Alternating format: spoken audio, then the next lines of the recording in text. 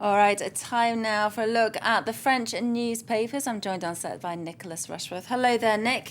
Events in Tunisia dominating the headlines here in France, Nick. They do, and the lead for several papers, the front page, is Tunisia and the violence that we're seeing. I can go straight away to L'Humanité, and you can see the headline there, Ils veulent tuer la révolution. They want to kill the revolution. Now, who is the they? That those people, the paper argues, are the people who gunned down the left-wing opposition leader in Tunisia, Sheikh Choukri Belaid. Now, of course, what we've got here is the situation of increasing violence. L'Humanité looking at that specifically. Okay, and it's also the top story for Le Figaro. Well, Le Figaro here, you can see there, La Tunisie au bord de chaos.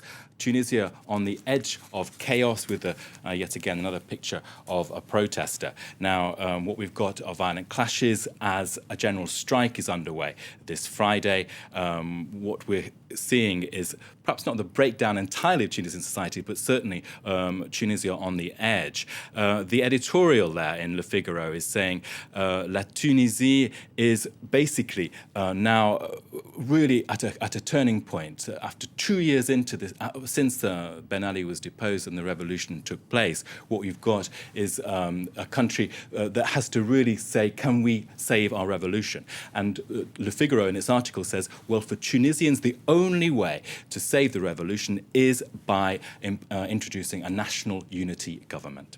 Tell us about the front page of left-leaning Libération, because Tunisia is there, but it's not the main story.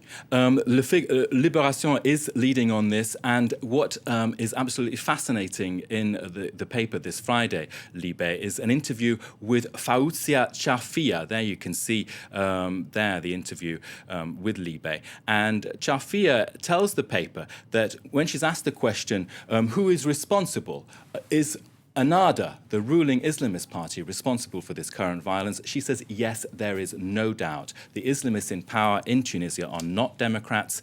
And still with Libé, yes, on the front page and in the inside page, but also look at this. We've got a cartoon here ramming the point home. It shows 3 male-bearded Muslims. One is firing a gun at a target. That target there you can see is democracy. They shout out in unison, bingo, when they get the bullseye. So there's the message on Tunisia.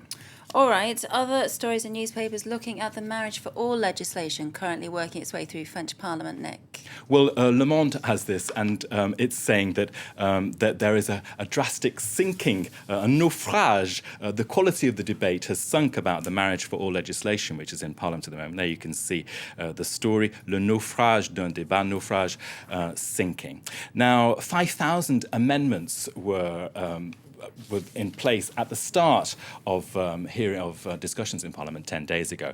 We've still got 2,439 to go, and the paper is arguing that the MPs are getting very rattled indeed. This is not a marathon, the paper says, it's a soap opera. The debate is tense. One MP says he feels like a hamster treading in a wheel in a cage, and one person who's gaining, though, is the Justice Minister. She is Christiane Taubira. Le Parisien aujourd'hui en France is looking at her. There you can see a photo of Taubira. They're reporting there is Taubiramania because of her recitation of poetry and her oratory skills, and she's now being considered a heavyweight in the government. And fans, Hannah, have actually launched a collection for her to offer a bouquet of roses for St. Valentine's Day. 9,000 euros has been raised. That's an awful lot of roses. I guess the debate, if it's got all those amendments to go through, people are getting furious, but maybe Taubira is bringing a sort of a shining light to discussions. Well, we'll wait and see if she gets those roses, huh? Thank you very much, Nick. Nicholas Rushworth with the French Press Review.